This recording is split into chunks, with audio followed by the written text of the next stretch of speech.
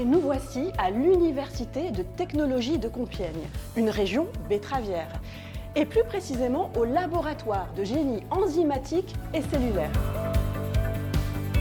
Alors je me retrouve avec Margot et Nathanaël, merci de nous accueillir dans votre laboratoire. Et nous sommes ici avec un sacré spécimen de betterave. D'ailleurs, j'aurais pu m'attendre à ce qu'elle soit rouge.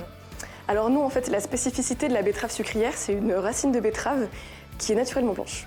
On a été contacté par une association de la filière sucre qui s'appelle Culture Sucre et qui nous a demandé en fait de reproduire à l'échelle laboratoire le procédé d'extraction sucrier à partir de cette betterave. J'ai hâte d'apprendre tout. Allez, on y va pour l'expérience. C'est parti. Il y a 3 grandes étapes. Donc la diffusion, ensuite on va évaporer le jus qu'on a obtenu et ensuite on va séparer le liquide et le sucre. On commence par La laver. Normalement en industrie on ne l'épluche pas, mais là on a préféré l'éplucher pour avoir moins de terre et moins de soucis sur les prochaines étapes. Donc on les met en cossette parce que c'est la forme idéale du coup pour extraire le sucre de la betterave. Et voilà à quoi ça peut ressembler. C'est un petit peu à l'image d'un sachet de thé, on va faire infuser les sucres qui sont contenus dans les cossettes jusqu'à l'eau. C'est une technique qui diffère de l'industrie parce qu'en industrie, ils ont de gros cylindres qui fonctionnent à contre-courant. Et nous, on n'en avait pas, donc on a procédé par une technique plus simple qui s'appelle un batch. Eh bien, nous sommes 40 minutes plus tard, on obtient un jus plutôt sombre alors que la betterave au départ est bien blanche, les cossettes étaient bien blanches. Pourquoi cette métamorphose ? Alors en fait, c'est un procédé qui est tout à fait normal et qu'on retrouve aussi en sucrerie. En fait, quand on va infuser les betteraves, on va extraire les sucres, mais aussi d'autres composants des cellules qui sont contenus dans les betteraves. Et donc, on va avoir cette coloration un peu brune. C'est pour ça qu'on va passer à la prochaine étape de filtration pour purifier tout ça. Alors Margot, on se retrouve avec 2 éléments. Je retrouve mes cossettes qui ont été un peu triturées pendant 40 minutes quand même. Et là, c'est notre précieux jus. C'est ça, donc ça c'est le jus de diffusion qu'on va garder. Et en industrie, ces cossettes dépourvues de sucre ne sont pas jetées, elles sont utilisées pour l'alimentation animale. Très bien, c'est vertueux. Parfait. Maintenant, on fait quoi ? On va procéder à l'étape de filtration. Donc ici on veut filtrer le jus de diffusion. On va utiliser de la chaux alimentaire. Cette chaux elle provient de pierres calcaires et on l'utilise dans plein d'éléments du quotidien, pour faire du dentifrice, du liniment pour bébé, etc. Pourquoi ce produit-là spécifiquement ? Qu'est-ce qu'il va faire ? Ça nous permet de précipiter tous les non-sucres et donc de pouvoir les extraire et de garder que le sucre avec l'eau. Là on va pouvoir commencer à mettre donc, la chaux alimentaire. Okay. Donc pour une première étape on met 3 grammes par litre pour effectuer donc un pré-chaulage. Pré-chaulage. Et on va mélanger. On va attendre 10 minutes. Et donc on va voir en allant que des précipités vont se former et vont se déposer au fond du bécher. Bon là ça a bien précipité, on peut voir au fond donc, tous les non-sucres. Donc le pré-chaulage il est terminé, ça fait 10 minutes. On va passer donc au chaulage. Donc cette fois-ci on met 13 grammes par litre et puis ça dure 20 minutes. Chaulage parce que c'est la chaux. On peut voir aussi que notre liquide il change de couleur.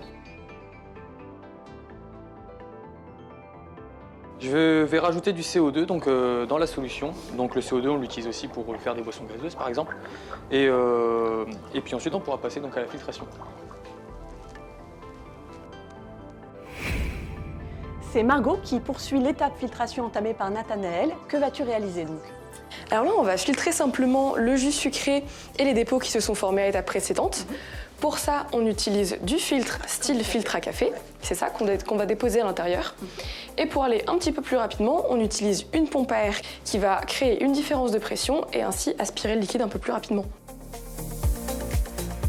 Bon, bah là, je peux attester que la filtration a bien fonctionné car je vois que le filtre est bien rempli de ces non-sucres et que notre jus contient enfin le sucre que l'on attendait. Ensuite, on va passer à l'étape d'évaporation, donc enlever l'eau qui est contenue dans le jus pour le concentrer en sucre. On va prendre notre jus filtré, le glisser dans le ballon qui est là, et ensuite le ballon sera chauffé grâce à un bain-marie à 80 degrés. Grâce à la pompe sous vide, on va pouvoir diminuer la température d'ébullition et donc permettre à l'eau de s'évaporer sans que le sucre ne caramélise. Donc ensuite, l'eau va être évaporée ici et refroidie sous forme liquide et tomber dans le ballon ici. Alors Margot, les 3 heures sont terminées.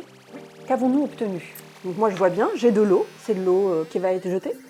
Non, alors on peut la garder soit pour laver les betteraves, soit pour diffuser les cossettes. Et toi, tu as obtenu un très très beau jus d'une très belle couleur. C'est ça, c'est un jus qui est concentré en sucre. On est environ sur 70% de sucre, comme en industrie. Passons à l'étape suivante alors. Oui, c'est l'étape de cristallisation. Je vais utiliser donc du sucre glace que je vais mettre dans le ballon pour démarrer la cristallisation. Ensuite le ballon, je vais le replacer donc sur l'évaporateur et on va le faire tourner pendant 30 minutes. Le sucre glace en fait il nous sert d'amorce pour permettre donc aux cristaux de se former le plus vite possible. À l'état naturel en fait ça pourrait prendre des jours. À la fin de l'étape on pourra avoir des cristaux dans le ballon. Donc là maintenant il va falloir qu'on mette le liquide dans les fioles avec donc un filtre qui va nous permettre donc de récupérer le liquide en bas de la fiole. Donc là tu refermes bien ta fiole qui ensuite va aller où? Dans la centrifugeuse.